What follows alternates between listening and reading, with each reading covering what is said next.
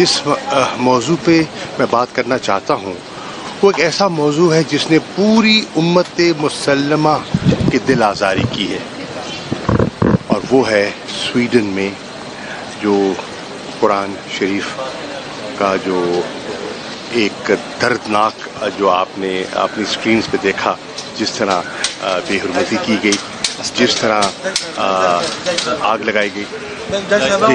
جی mic لے کے آگے چلیں۔ جس طرح وہاں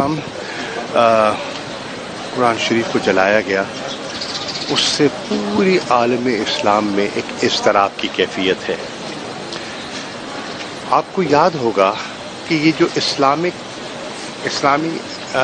اسلاموفوبیا کا جو ٹرینڈ ہے، ایک بڑھتا ہوا رجحان ہے، اس کی ہم نے نشاندہی کی تھی جب تحریک انصاف کی حکومت تھی، اور اس کو میں بحیثیت وزیر خارجہ اس نقطے کو لے کر گیا تھا نیامے، جو وزراء خارجہ کی جو وہاں فورن منسٹرز کا اجلاس تھا۔ اس اجلاس میں میں نے اس ٹرینڈ کے بارے میں دیگر وزراء خارجہ کو جو OIC کے تھے انہیں آگاہ کیا، اور انہوں نے مجھ سے اتفاق کیا کہ اس پر ہمارا ایک مشترکہ لائحہ عمل ہونا چاہیے۔ اس لائحہ عمل کو ایک ریزولوشن کی شکل میں، یونینمس ریزولوشن کی شکل میں ہم نے پاس کروایا کہ یہ جو آئے دن فریڈم آف ایکسپریشن کے نام پر 1 ارب سے زیادہ مسلمانوں کی دل آزاری ہوتی ہے، اس کا کوئی جواز نہیں ہے، اور اس سے متاثر ہوتا ہے، بہت سے معاشرے متاثر ہوتے ہیں، اور عام شہری جو ہے اس سے متاثر ہوتا ہے، نقص امن پیدا ہوتا ہے، اور انسانی جانوں کو خطرہ لاحق ہو جاتا ہے۔ معاملہ اقوام متحدہ تک گیا، وہاں کنسنسس بلڈ کرنے کی ہم نے کوشش کی، اور پاکستان نے الحمدللہ اس وقت ایک کلیدی کردار ادا کیا۔ فیصلہ ہوا کہ 15 مارچ ہر سال اسلاموفوبیا کے اس ٹرینڈ کے خلاف پوری دنیا میں یک زباں ہو کر ایک بات کی جائے گی اور اس کا تدارک کیا جائے گا۔ مجھے خوشی ہے کہ OIC کے ہنگامی اجلاس میں اس پر غور و خوض بھی ہوا، ایک مذمتی قرارداد بھی سامنے آئی، لیکن قرارداد جو کہ بہت اہم ہے ناکافی ہے۔ اس پہ ہمیں سوچنا ہوگا کہ آئے دن ایسے واقعات رونما اگر ہوتے رہتے ہیں اور پوری دنیا میں اس کا ایک ری ایکشن آتا ہے، تو اس کا حل کیا ہے؟ انٹرنیشنل لا کیا کہتا ہے؟ اگر قانون سازی درکار ہے تو کیا ہونی چاہیے؟ ہم یہ نہیں کہتے کہ اظہار رائے پر قدغن ہو، لیکن اس کی حدود و قیود کا تعین ہونا چاہیے۔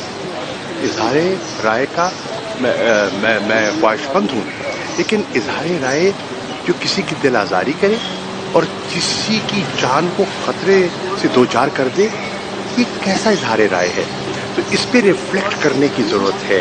انٹرنیشنل کمیونٹی کو، صرف امہ کو نہیں، پوری انٹرنیشنل کمیونٹی کو ریفلیکٹ کرنے کی ضرورت ہے، اور ایک مشترکہ لائحہ عمل اپنانے کی ضرورت ہے۔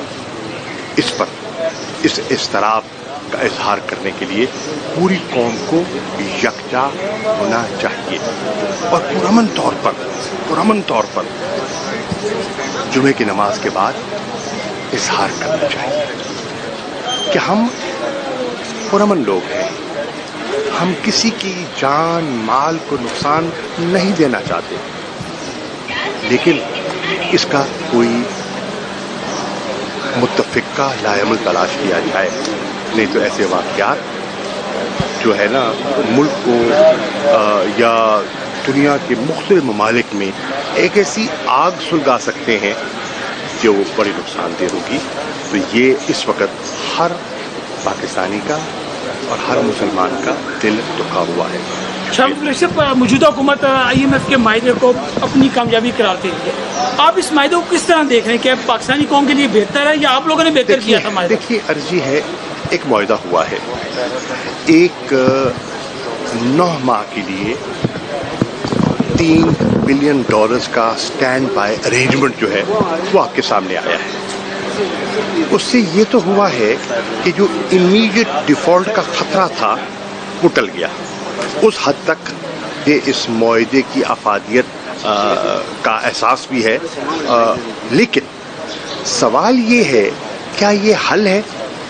یہ حل نہیں ہے، یہ ایک سٹاپ کیپ ارینجمنٹ ہے، اور اس سٹاپ کیپ ارینجمنٹ میں آپ کے چند ماہ گزر جائیں گے، اس کے بعد کیا ہوگا؟ ہمیں اس کا حل تلاش کرنا ہوگا، ہمیں اپنے ہاؤس کو آرڈر کرنا ہوگا، ہمیں جو اکنامک ریسٹرکچرنگ ریکوائرڈ ہے اس کی طرف آگے جانا ہوگا۔ اگر نہیں جائیں گے تو ماضی میں بھی ہم نے کئی معاہدے کیے جن کو پایا تکمیل تک نہ پہنچا سکے، تو یہ ایک اور اس کا شاخسانہ ہوگا۔ شمس بریک صاحب، آپ عمران خان صاحب آ رہے ہیں، کیا ایسے ملاقات ہے؟ کوئی پارٹی کے بارے میں کوئی ڈسکس ہو رہا ہے کہ استحکام پارٹی کو کس طرح کاؤنٹر کرنا ہے یا کیا کرنا ہے؟ دیکھیے، ہر پولیٹیکل پارٹی اپنے لائمر کے بارے میں غور و خوض کرتی ہے، یقیناً تحریک انصاف بھی کر رہی ہے۔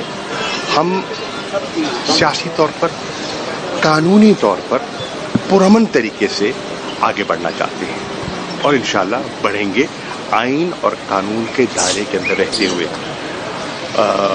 وہ تشریف لا رہے ہیں، ان کے کیسز ہیں، وہ جب بھی عدالت طلب کرتی ہے حاضر ہو جاتے ہیں۔ میرے کیسز ہیں، میں حاضر ہوا ہوں یہاں ملتان کل 5 کیسز ہیں، مجھے وہاں حاضر ہونا ہے، اور وہاں دیگر قانونی لوازمات پوری کرنی ہے، تو اس لیے میں آپ کا شکریہ ادا کرتے ہوئے اجازت چاہوں گا۔ السلام علیکم۔